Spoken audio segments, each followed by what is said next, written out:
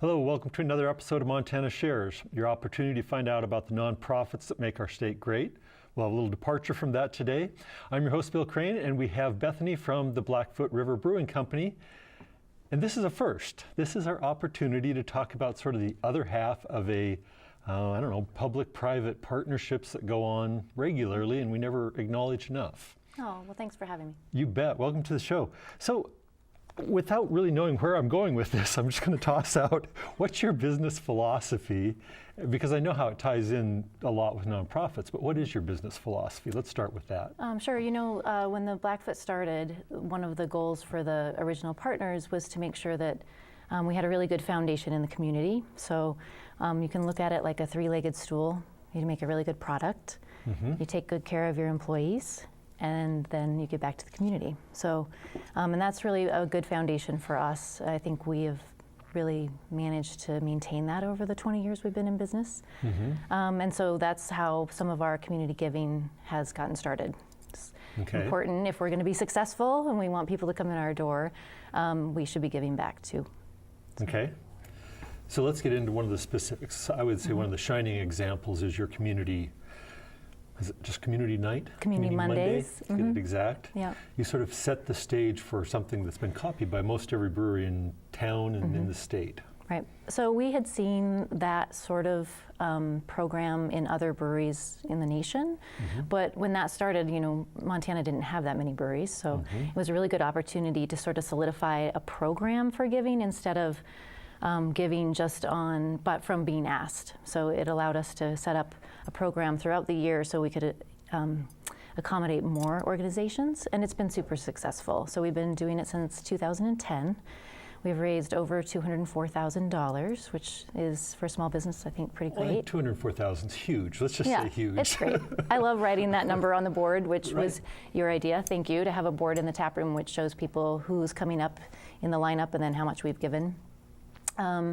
But yeah, over that time it has been very successful, and I think that probably one of the best successes is that other organizations or other businesses have followed. And so now all the breweries in town, I think, or most of them, have a community night of some sort, as well as some of the restaurants and the distillery and some other businesses. So that's nice that people followed suit, because I think that shows everybody's jumping in to help.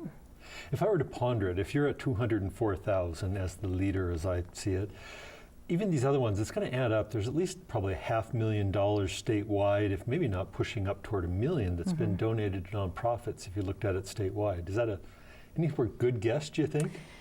You know, there's now 84 breweries in the state, so if even half of those breweries are doing a program like this, whether it's 50 cents or 75 or $1, ours is $1 a glass. Every business that does this has a little bit different style. Yeah, it's one of my goals actually, is to have our Brewers Association figure out what those numbers are, because I think it's probably really significant for the state. Yeah. I've always asserted that people need to tell the community what they do. It's one thing to be a great community partner, but people may not know that. And when they go online and go shopping, they may not know what a local business is really doing. And that's why I really recommend that all businesses have these, I call them brag boards. That was a little hard for us. Oh, it's a big term, I know, but in a bold term, but it's an important term, because what makes a local business different than, we'll just say, Amazon or any other online business is community involvement and community investment. And I think Helena has a lot of that. And so we really appreciate that suggestion, because now people do pay attention to that board, and they're sort of awed by the dollar amount, but also it gets new people interested if they haven't been to the Blackfoot and they're not regulars for a Monday night event. People are now starting to look for that, and we have a group of folks now that come every Monday. It doesn't matter who the group is. They want to be supportive, and so people are becoming invested, I think, by seeing that number grow, which has been really great. One of our other businesses that is involved in that, it's Real Food Store. They 10 cents if you bring your own bag, as opposed to either buying one or just carrying it out, like I often forget my bag.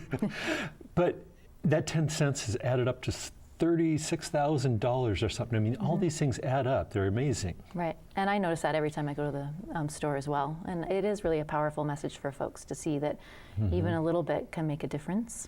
Right. And so, yeah, we're seeing great success in that. And We certainly every year now, by this time of the year, we have probably booked our whole calendar year of Mondays. And so we're doing maybe 48 out of the year, 48 Mondays out of the year. You know, we skip a couple holidays, but we book up fast, and it's pretty competitive now, which is great. I'm glad everyone wants to participate. Yeah, it's key. You bet. So you have a second program that we should also touch on that also brings money into the nonprofit world as well. Yeah, and actually Community Monday became sort of normalized. We wanted to do something a little bit different and maybe a little bit bigger. And we were approached by our friend Tony Perpignano, who's an architect in town, and he asked if he could partner with us to create a beer for an organization, and the two businesses would then sort of co-host this brew day and celebration of whatever the nonprofit organization was. So the first one was actually, it's called Community Partnership, and so two businesses hosting a nonprofit. It was CWG Architects with Helena Industries.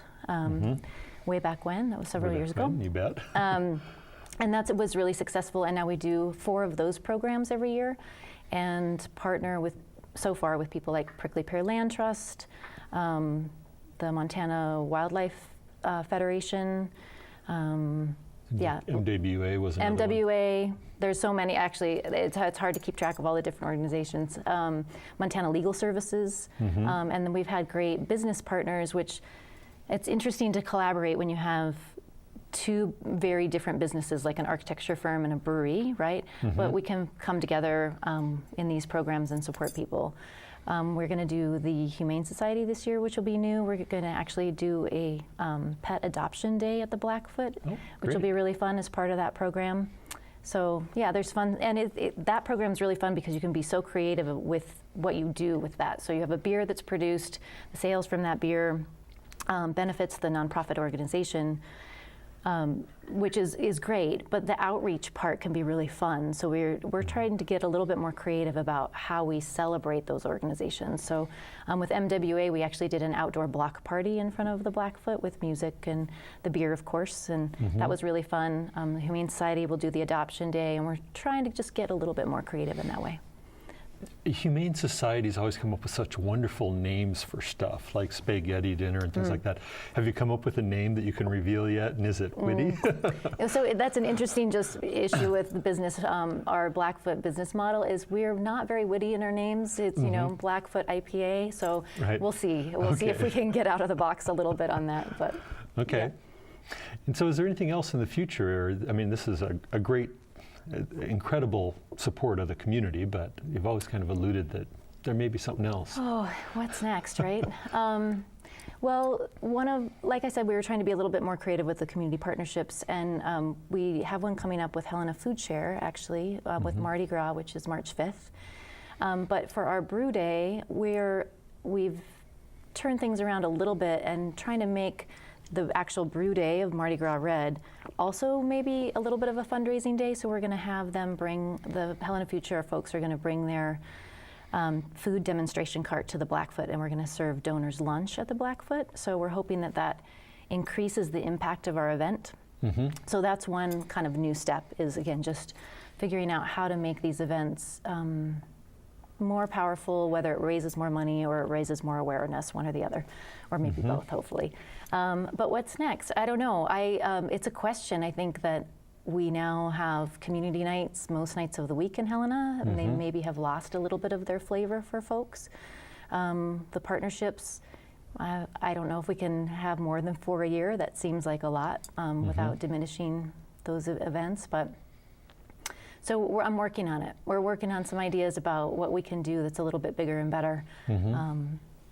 So I'm open to ideas. Open to ideas, okay. If anybody has any ideas, I really could use them. Because we don't want to stop doing these programs. You know, it's really important to us. It's important to our model. I think it's important to our customers. And I get a lot of positive feedback from town about it.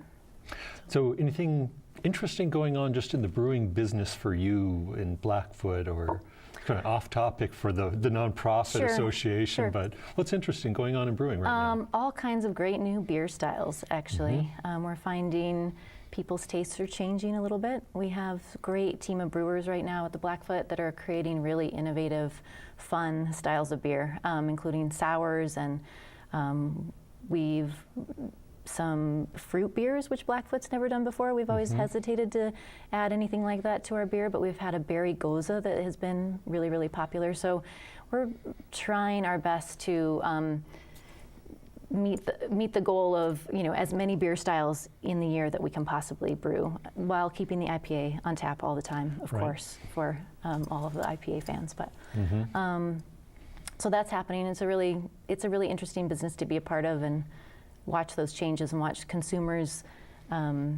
interests change, because you definitely have to go with that, right?